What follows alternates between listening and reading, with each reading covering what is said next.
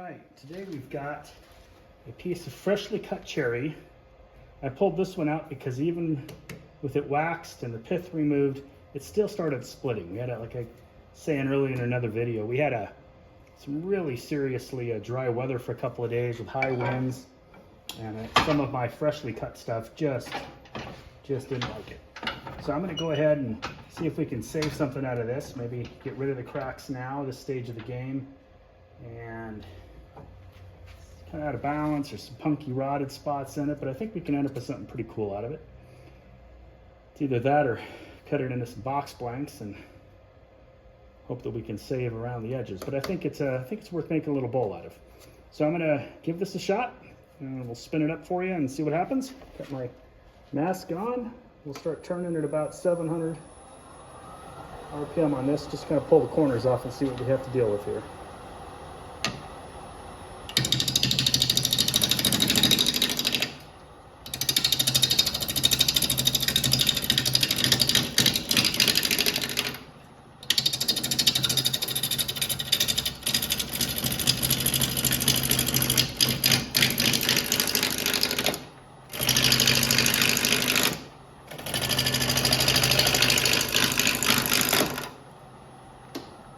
Even if we don't get a pretty bowl, boy, it sure does smell good when you're turning cherry. Got quite a ways to come in to get that base round, so let's do that first.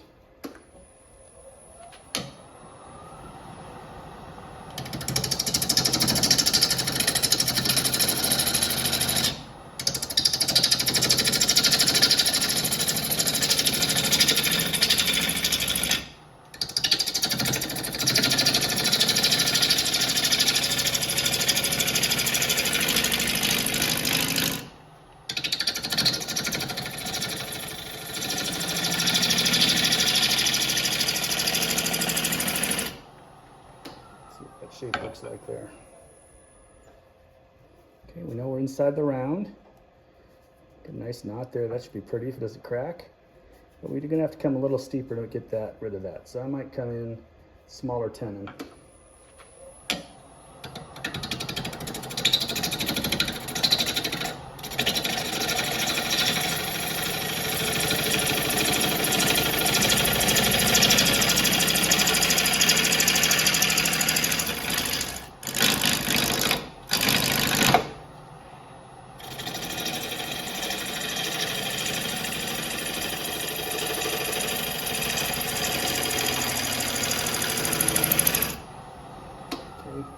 We're catching a lot of those corners when we're coming in hard, so I got to be a little more gentle.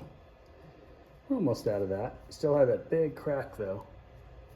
It's running in, so we might be able to get some CI on that. I'll probably wait a second to do that until we know exactly what shape we have. Then we might be turning that crack right out for all we know.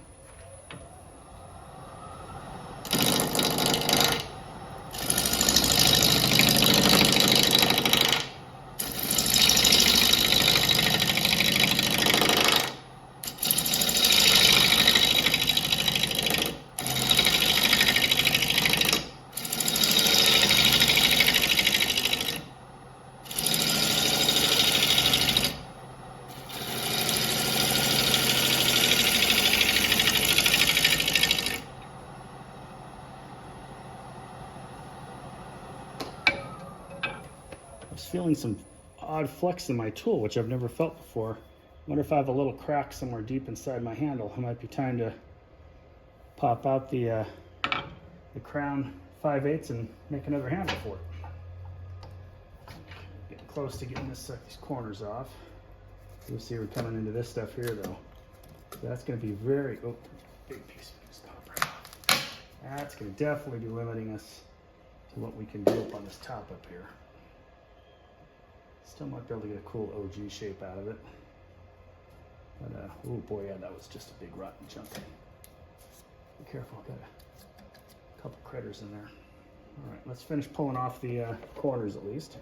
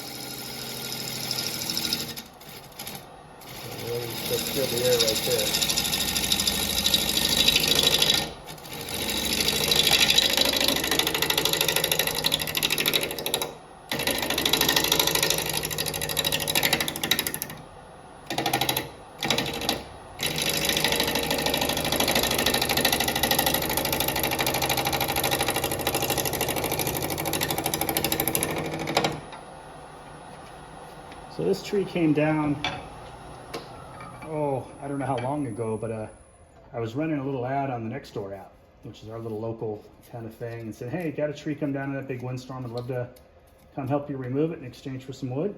And I had a couple people reach out, and a couple of them had trees that had been down for a while. Yeah, that crack might be more than hoping for it, but this was a cherry tree, and no one sealed it. It had just been cut down and stacked like firewood, which is a shame for cherry. Unless you're a barbecue aficionado, then you understand the joys of cherry in the barbecue.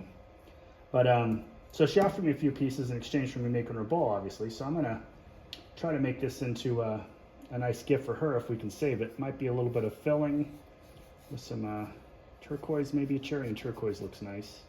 Let's see if we get past some of these cracks and see if it's actually worth saving.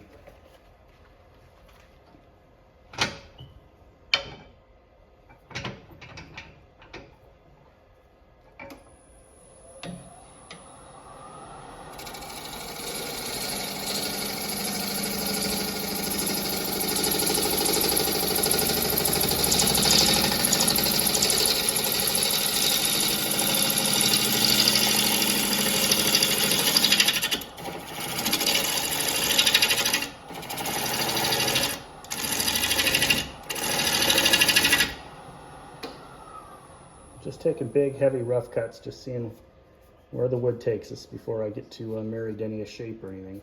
Might end up having to go very low in a shallower bowl. Probably be attractive still, but I'm not certain. That's what she'd have in mind. But there's a lot of punky rot in this one. That even if we didn't get all those cracks from the dry weather, I don't think we could have gotten much deeper than that. So I'm just going to round this off roughly.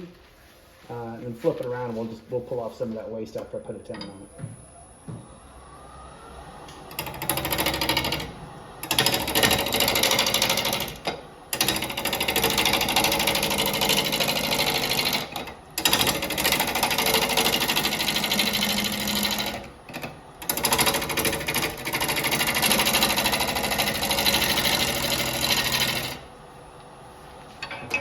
Adjust my tool rest, get in there a little closer, a little safer. Yeah, see that big punky gap over here that we lost when that section flew off.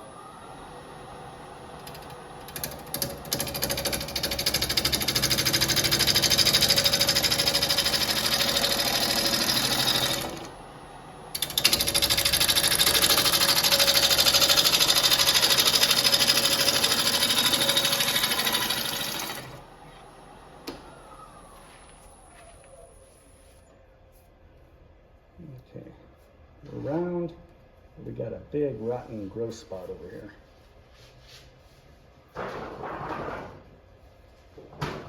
So we're gonna have to deal with that crack.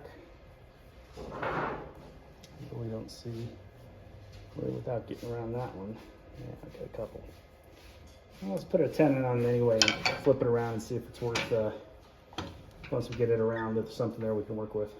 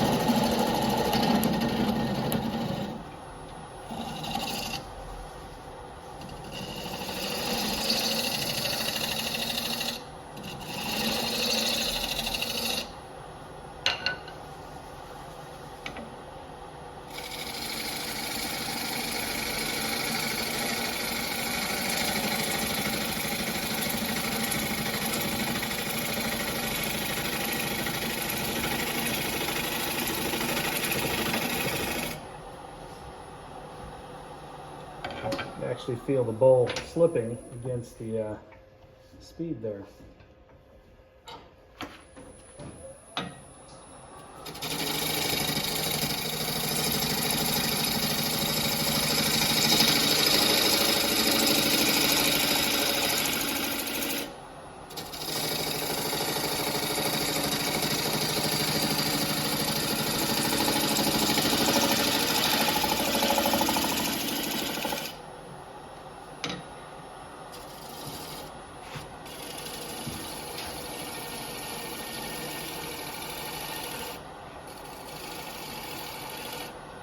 No G here.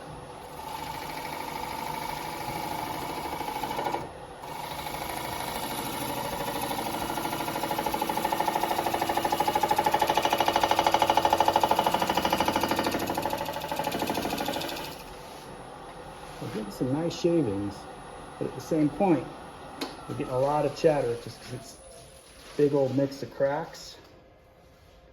And that one just came out. You can see where there's a bug line in here. Almost through that crack there though. So maybe we take a little bit more, we can get further in there. Really not feeling where that one starts and stops.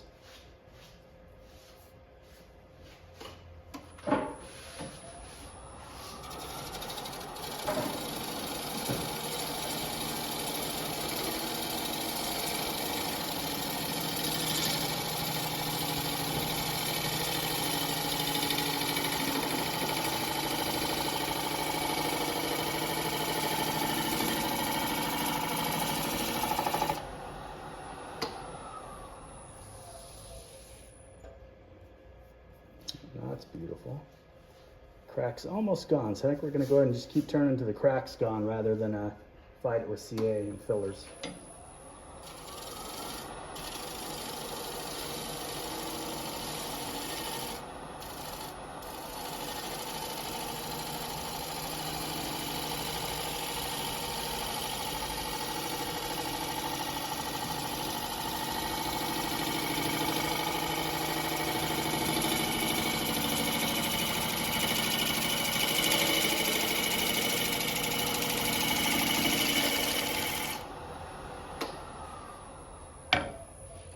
So normally I wouldn't like to be using that much of my wrist instead of my hips or my body, but we're almost down to that crack being gone. So I'm going to keep working this little OG shape here until that's gone. Only can get a couple more passes in before we'll know if we're just wasting time here, but I think that that's going to be a pretty profile.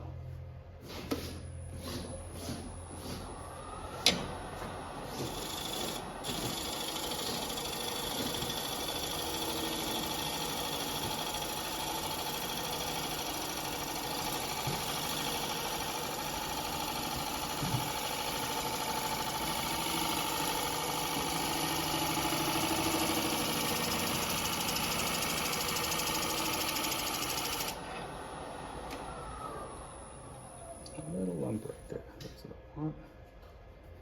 Yeah, look at that. It's almost gone.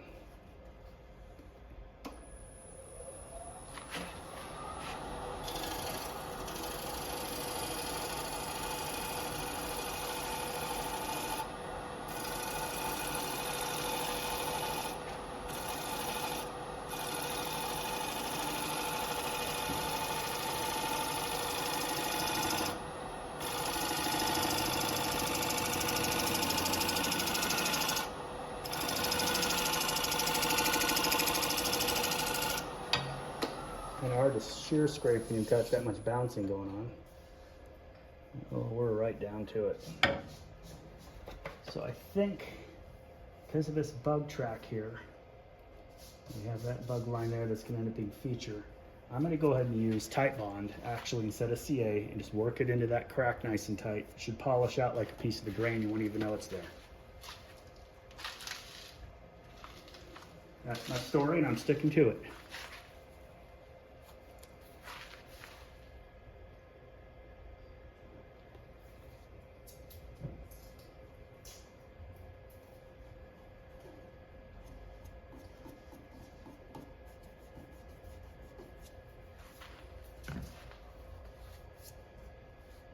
So this is still super soft and punky, but it will be sandable if we can get it down there, we can even make it maybe part of the feature, like a broken rim.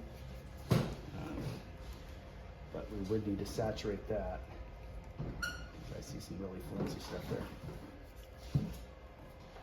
At this stage, I can sand this afterwards. We've got a nice tenon on there now. So let's go ahead and flip it around and see what we actually have.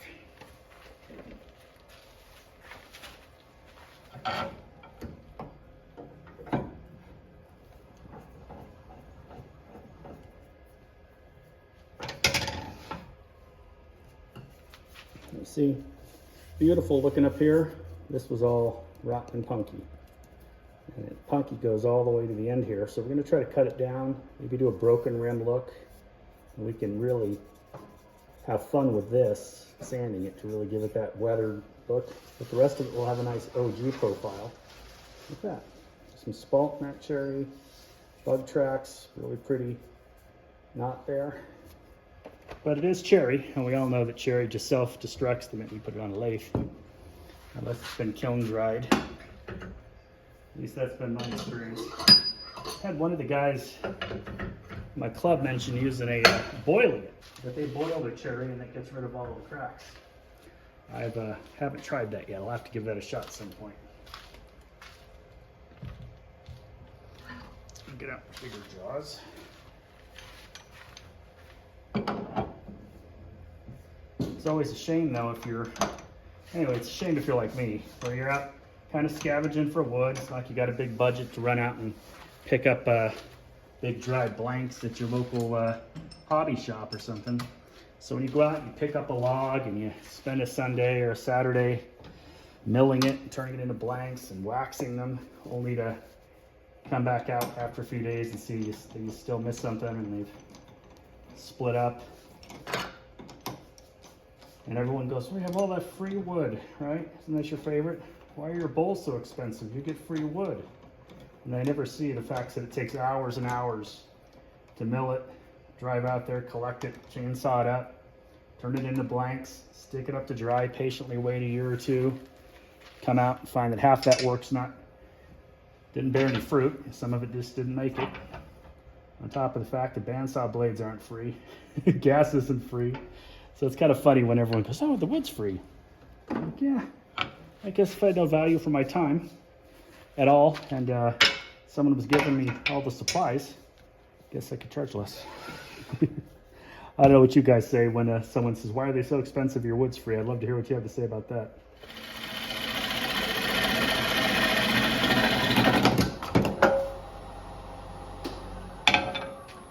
And that's what you get with Punky wood. Let's see if we can go collect that up and make you something out of it. Well, I was taking an aggressive cut, but we had a nice big thick tenon until the wood split. And so we just split our tenon right down the middle there.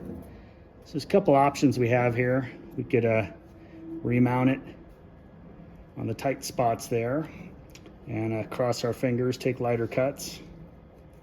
Or we could call it a day, or we could turn it around and reestablish a new tenon. So I don't know, let me see. We also have a dent here that I have to pull out from coming off the lathe.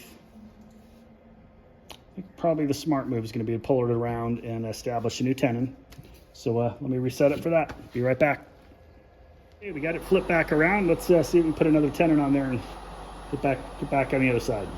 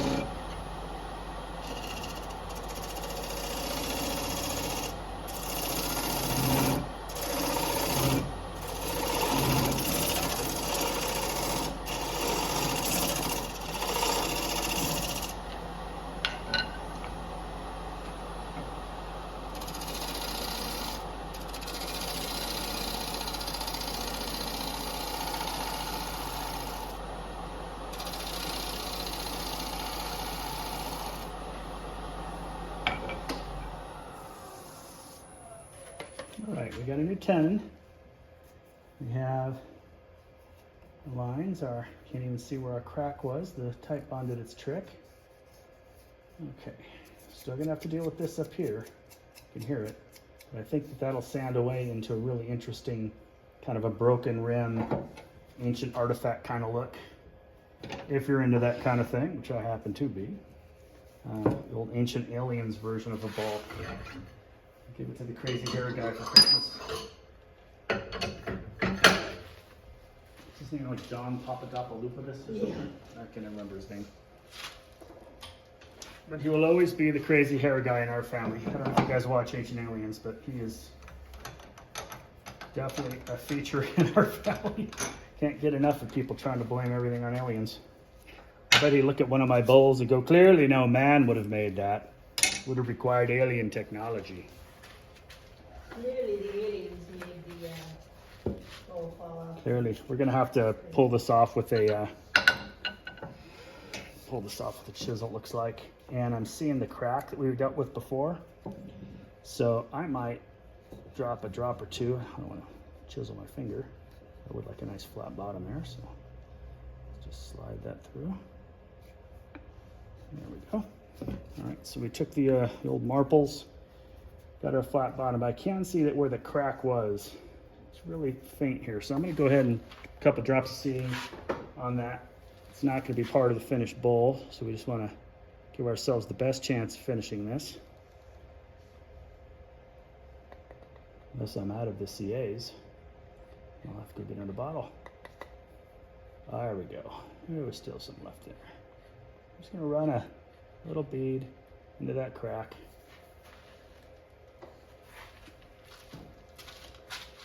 Grab the tight bond here, or not tight bond, the star bond accelerator, and that should be enough to get us through this next part of the game.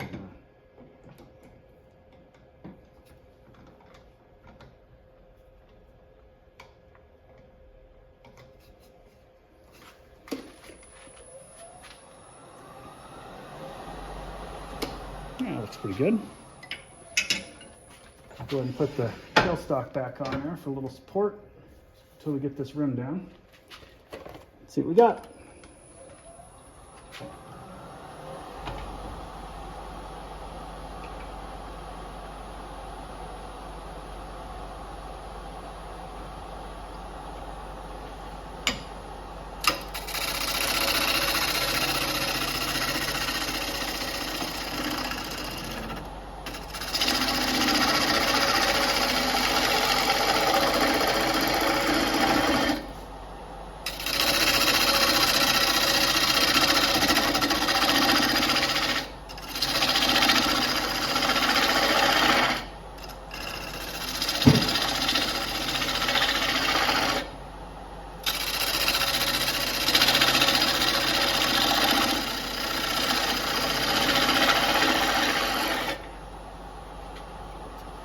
You can really feel the difference as you jump from the hard green wood over to the punky wood. You can even hear it, I think, on the camera. But boy, the chisel is just nice and smooth riding the bevel, and all of a sudden there's no place to ride that bevel. So I got to put more pressure down on the tool rest, keep my motions fluid going forward. We shouldn't have that problem.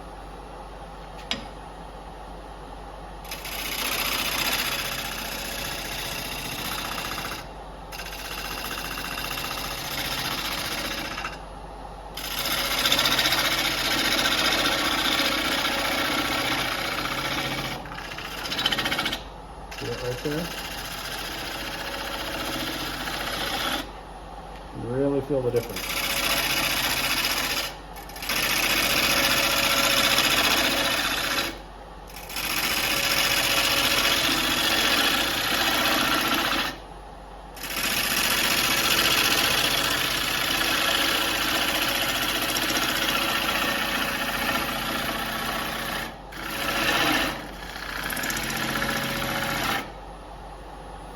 Okay. Should be our funky broken rim here. Decision time. We go for the broken look. There's a lot happening here. We can definitely, this will all pop out when we sand if we want.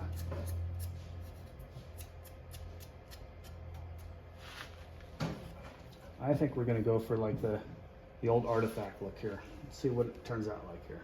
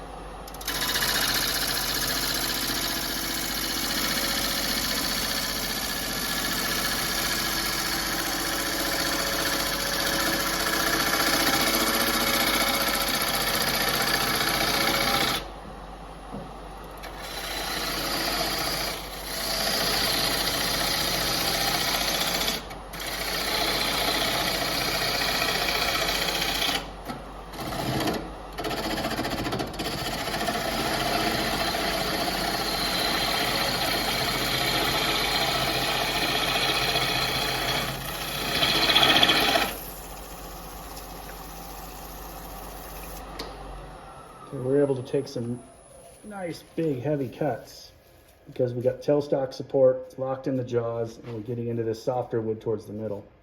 Very wet though. So we still have our pretty knot here if we play that into the rim, I think. We're gonna do another OG before we go down, is my plan. I think that'll sand out. I mean, literally, when I say sand out, this punky piece is gonna disappear as we hit it with like the Sandiflex at about 180.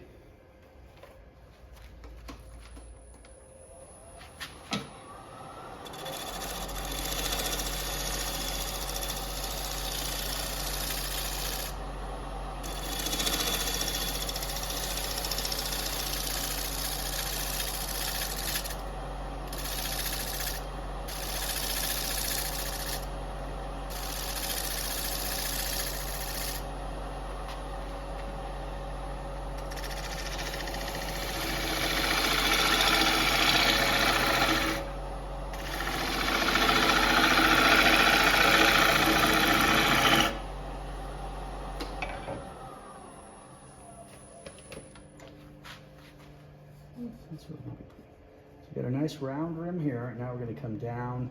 So the rim's going to be lower than its highest spot on the edge here. Some of this again is going to sand out and just the wood will just disappear. We got a little bit of the shakes up here. I think that'll all sand out, just vanish. Unless we want to try to put a little glue in there to hold it in place until we get going, which I think might be the smart move. So I'm going to put just a little bit of thin in here, just to kind of strengthen this up a little bit.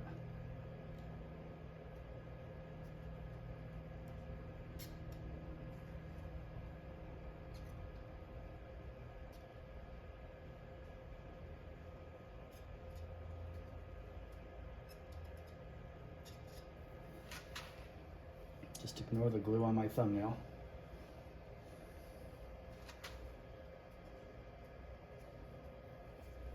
I expected to see it start smoking a little bit because this is pretty punky.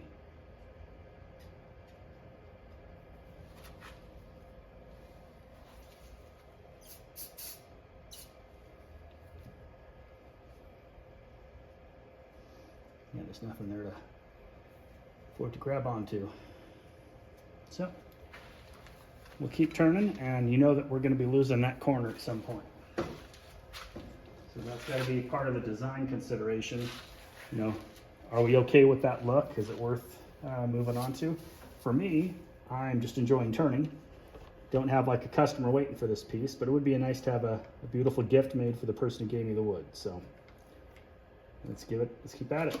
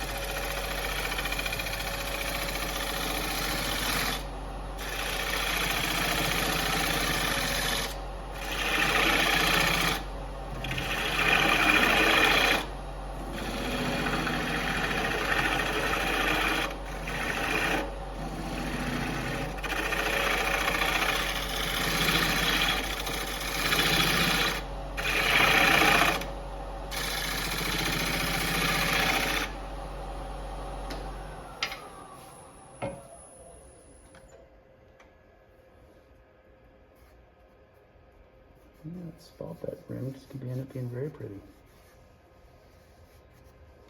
Okay, I'm going to go ahead and get rid of the center section here.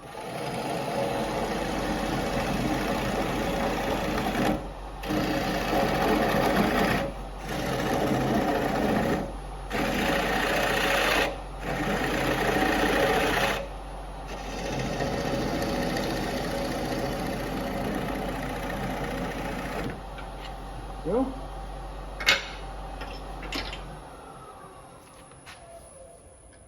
Let's get our sharp pokey thing out of our way. I nailed my elbow on the little needle there more than one time by not remembering I had it over here, so I just make sure I get it put away. Well, obviously, I forgot to hit record during the hollowing section. I apologize for that. You didn't miss a lot. It was pretty standard stuff. But as you can see, with all the starts and stops on this project, like Glenn Lucas says, life's too short to turn bad wood. Um, I don't always agree with that. There's some unique things that could be had from trying to overcome the challenges of punky wood or cracks. But this one turned out well. I mean, it turned out like an organic piece of pottery, some ancient artifact dug up from a site somewhere. And that was what I was going for after we realized that we had a lot of issues with the blank. Hopefully, you enjoyed the process there. I only sanded to 320, trying to maintain that feel. I didn't want it to be too shiny. It seems like that would compete with the broken piece together look I was shooting for. So all in all, this turned out well. I don't have too many complaints other than I got to learn how to push record before I start turning. Thanks for joining me. I really appreciate it. Hope you had a good time.